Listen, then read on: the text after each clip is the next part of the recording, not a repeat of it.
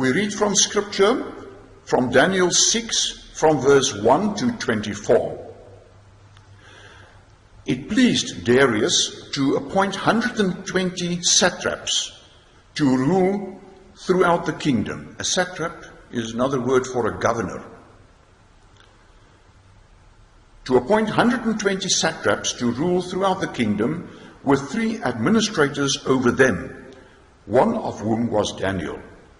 The satraps were made accountable to them so that the king might not suffer loss. Now Daniel so distinguished himself among the administrators and the satraps by his exceptional qualities that the king planned to set him over the whole kingdom. At this, the administrators and the satraps tried to find grounds for charges against Daniel in his conduct of government affairs, but they were unable to do so. They could find no corruption in him because he was trustworthy and neither corrupt nor negligent. Finally, these men said, "We will never find any basis for charges against this man Daniel unless it has something to do with the law of his God." So these administrators and satraps went as a group to the king and said, "May King Darius live forever." The royal administrators, prefects, satraps, advisors, and governors have all agreed that the king should issue an edict and enforce the decree that anyone who prays to any god or human being during the next 30 days, except to you, your majesty, shall be thrown into the lion's den. Now, your majesty, issue the decree and put it in writing so that it cannot be altered, in accordance with the law of the Medes and Persians, which cannot be repealed. So King Darius put the decree in writing. Now when Daniel learned that the decree had been published, he went home to his upstairs room where the windows opened towards Jerusalem. 3 times a day he got down on his knees and prayed, giving thanks to his God, just as he had done before. Then these men went as a group and found Daniel praying and asking God for help. So they went to the king and spoke to him about his royal decree. "Did you not publish a decree that during the next 30 days, anyone who prays to any god or human being except to you, your majesty, would be thrown into the lion's den?" The king answered, "The decree stands in accordance with the law of the Medes and Persians, which cannot be repealed." Then they said to the king, "Daniel, who is one of the exiles from Judah, pays no attention to you, your majesty, or to the decree you put in writing. He still prays 3 times a day." When the king heard this, he was greatly distressed. He was determined to rescue Daniel and made every effort until sundown to save him. Then the men went as a group to King Darius and said to him, "Remember, your majesty, that according to the law of the Medes and Persians, no decree or edict that the king issues can be changed." So the king gave the order, and they brought Daniel and threw him into the lion's den. The king said to Daniel, "May your God, whom you serve continually, rescue you." A stone was brought and placed over the mouth of the den, and the king sealed it with his own signet ring and with the rings of his nobles, so that Daniel's situation might not be changed. Then the king returned to his palace and spent the night without eating and without any entertainment being brought to him, and he could not sleep. At the first light of dawn, the king got up and hurried to the lion's den. When he came near the den, he called to Daniel in an anguished voice, "Daniel, servant of the living God, has your God, whom you serve continually, been able to rescue you from the lions?" Daniel answered, "May the king live forever. My God sent his angel, and he shut the mouths of the lions. They have not hurt me, because I was found innocent in his sight. Nor have I ever done any wrong before you, your majesty." The king was overjoyed and gave orders to lift Daniel out of the den. And when Daniel was lifted from the den, no wound was found on him, because he had trusted in God. At the king's command, the men who had falsely accused Daniel were brought in and thrown into the lion's den, along with their wives and children. And before they reached the floor of the den, the lions overpowered them and crushed all their bones.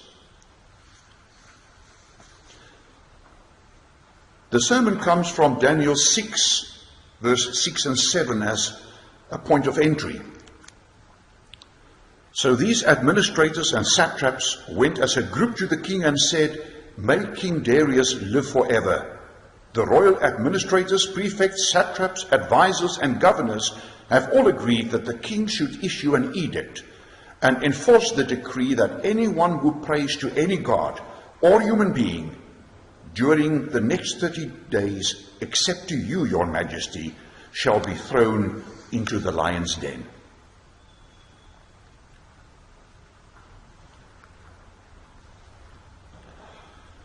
Faith when others are against us. Daniel in the lion's den is a beloved story in the Old Testament. And that is why it usually appears in children's Bibles. Earlier in the book of Daniel, there is the story of Daniel and his friends who were captives of Nebuchadnezzar in Babylon. They chose to reject the king's excellent food and wine because they did not want to defile themselves with that food. And they only ate vegetables and drank water instead. At the end of 10 days, they looked healthier and better nourished than any of the young men who were at the king's service. Eventually, Nebuchadnezzar found that Daniel and his 3 friends were 10 times better than all the magicians and enchanters in his whole kingdom. And that is why he appointed them to his service. This first incident involved only food and drink, actually a moderate matter. In Daniel 3, there is the order to bow before the image of gold that Nebuchadnezzar had made. And that image of gold was something like 27 meters high. I think it's about as high as this ceiling of the church. Now the matter shifted from food and drink to the heart of worship, namely prayer. Namely that one may only pray to God. That is the second commandment that we have also read this morning. Daniel's 3 friends were thrown into the fiery furnace for not committing a sin. But God miraculously saved them because they came out completely unhurt. In Daniel 2 and 4, Daniel interpreted Nebuchadnezzar's dreams. As a result, the king made Daniel the ruler of the entire Babylon and placed him in charge of all the wise men. In other words, Daniel moved from captive to ruler. In Daniel 5, Daniel interpreted the writing on the wall for King Belshazzar and predicted his death. At Belshazzar's command, Daniel was clothed in purple, a gold chain was put around his neck, and he was proclaimed the 3rd highest ruler in the kingdom. And as predicted, died that night, and Darius became king. Now Darius was the top ruler. Darius appointed 120 satraps or governors and 3 administrators above them, and Daniel was one of them. Darius saw that Daniel was different, and he planned to set him over the whole kingdom. The plot thickened. It thickened even further and shows the following.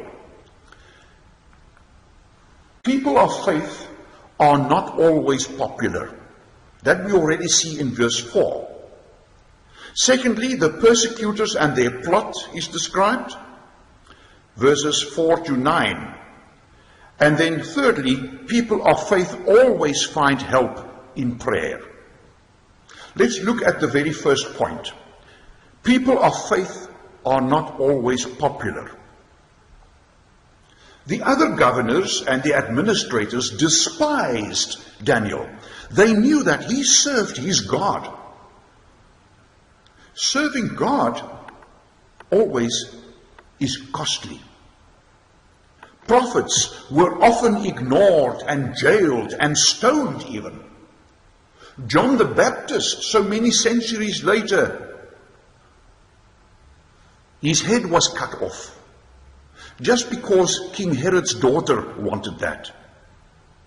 Paul was jailed and martyred. All of the apostles were martyred, except John, who was exiled to the island of Patmos. Jesus warned his disciples of rejection by the world.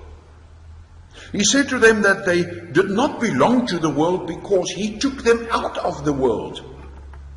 That is why the world hated them. That is why the world hated him and his heavenly Father. This was to fulfill what is written, they hated me without reason. John 15 verse 25. Here, Daniel is a type of Jesus.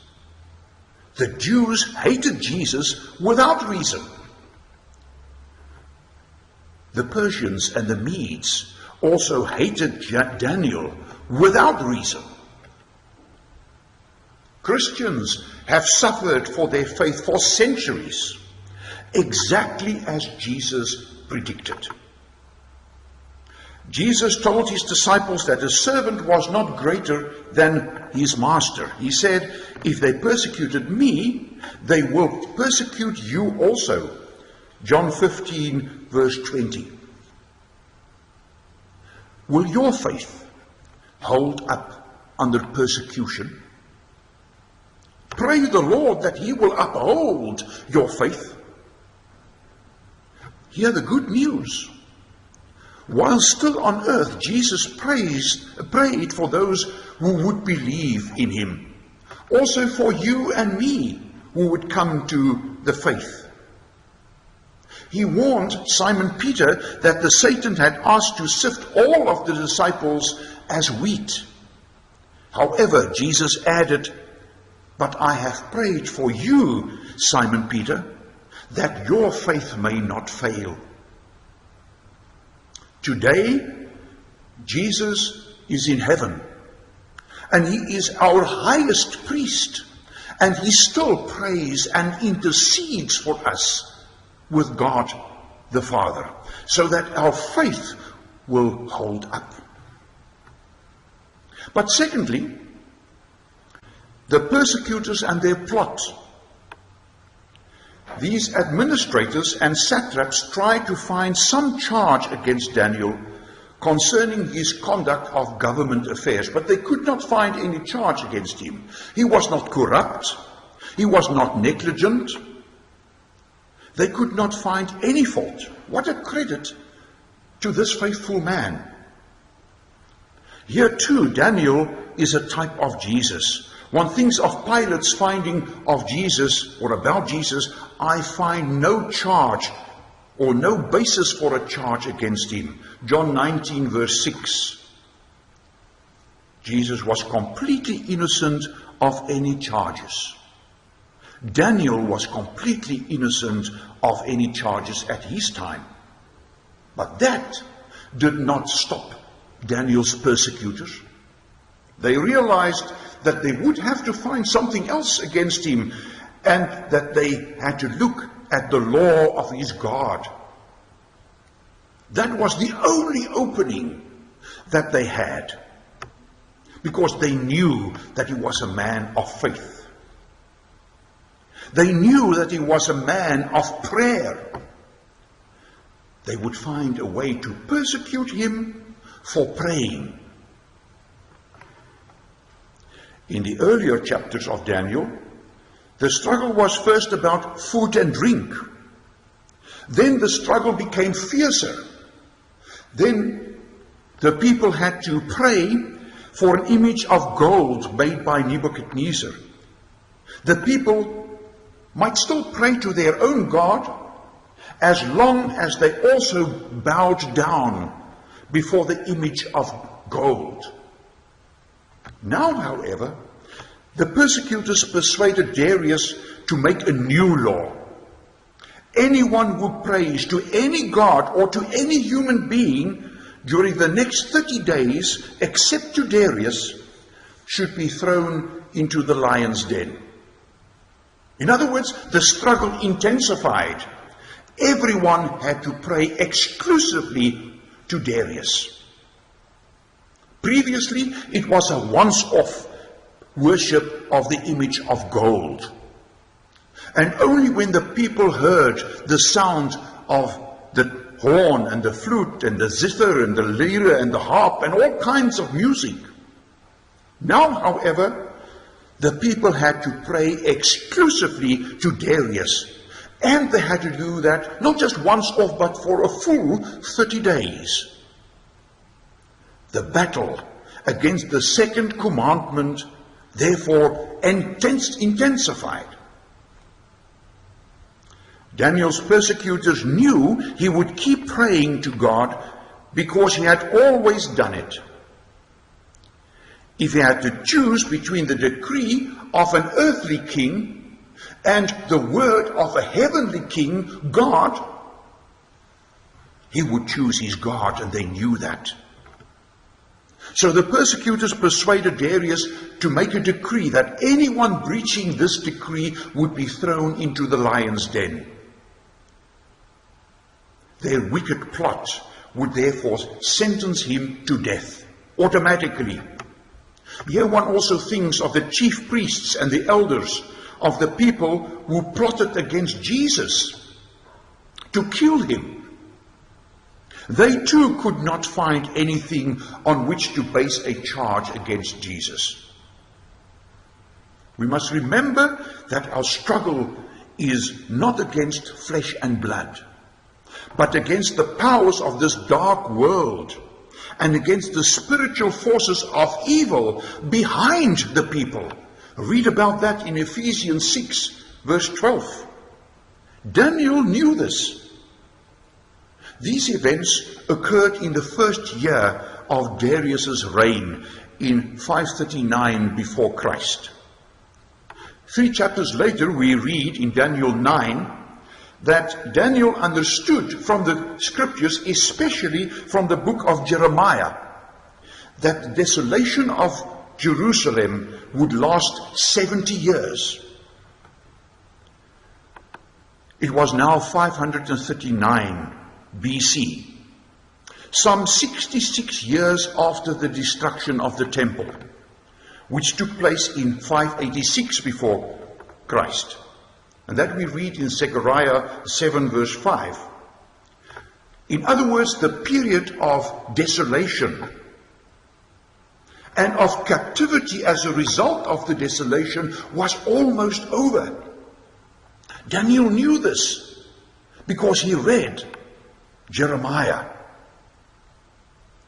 In Daniel 9, Daniel confessed his own sin and the sin of his nation and pleaded with God for mercy. He pleaded that God should not delay the fulfillment of his promises, that it would only last 70 years. With his prayers, Daniel stood squarely in the way of Satan.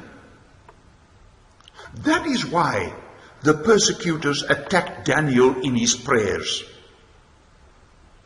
Satan wanted to destroy God's nation. He wanted to prevent the nation to return to Jerusalem and to resist God's promises. It is dangerous to pray. Our prayers are part of our struggle against the dark forces of this world, indeed against Satan himself. But now we also know that people of faith always find help in prayer. Because when Daniel learned that Darius had signed this decree, he went home to his upstairs room where the windows opened in the direction of Jerusalem. He kept on praying as before, 3 times a day. He prayed with the windows wide open, not in secret, because he had a living relationship with God, thanking God in this crisis and asking God for his help. The persecutors, as a group, went to Daniel's home and they caught him there in the act of praying. They rushed back to the king, but surprisingly, they did not immediately report what they had witnessed. They first asked the king whether he did not publish a decree that during a period of 30 days, everyone who prayed to any god or to any human being would be thrown into the lion's den.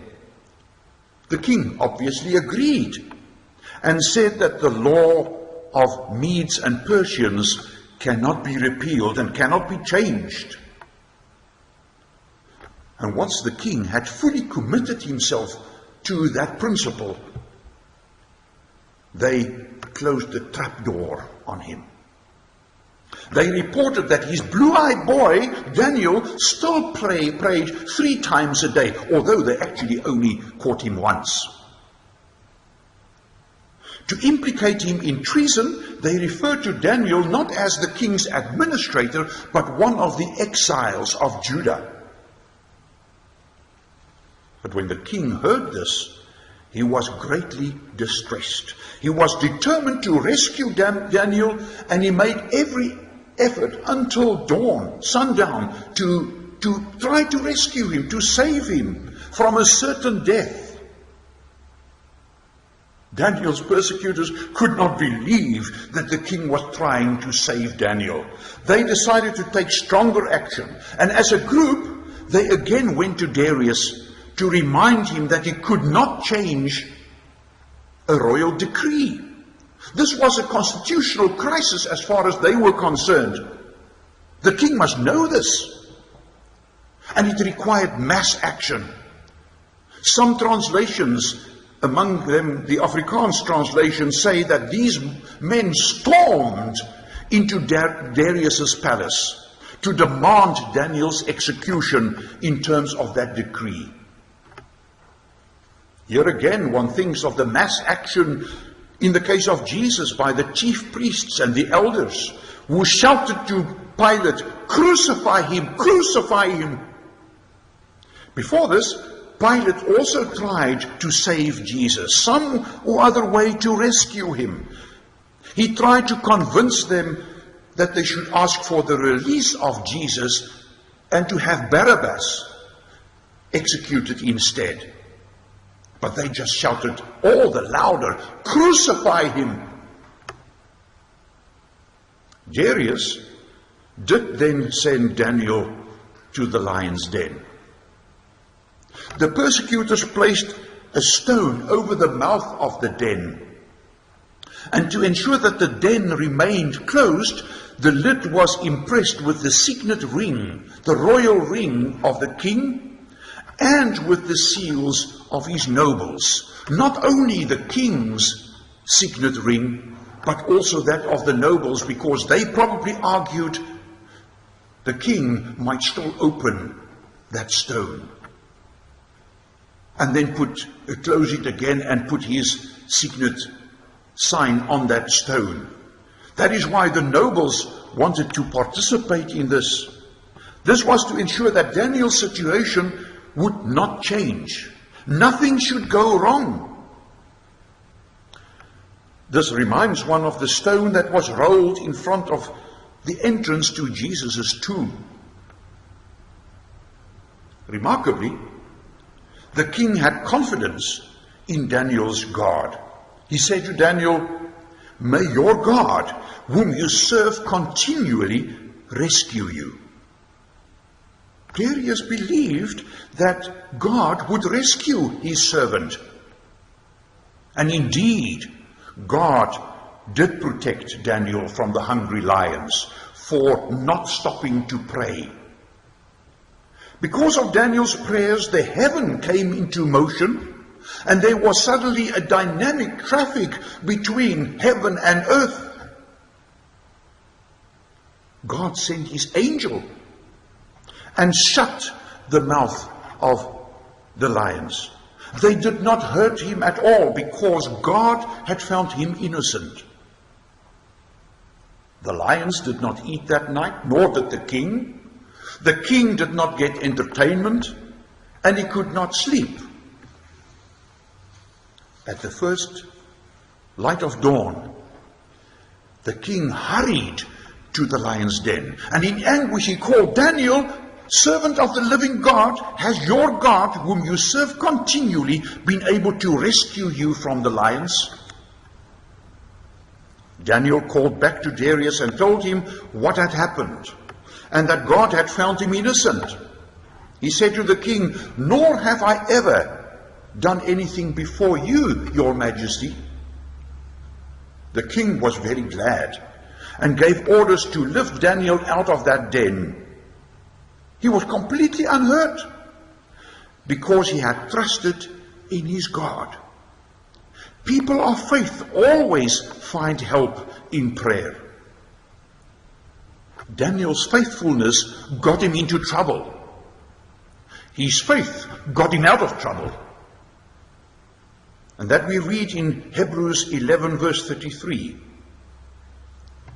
At the king's command, Daniel's persecutors were then thrown into the lion's den instead, along with their wives and children.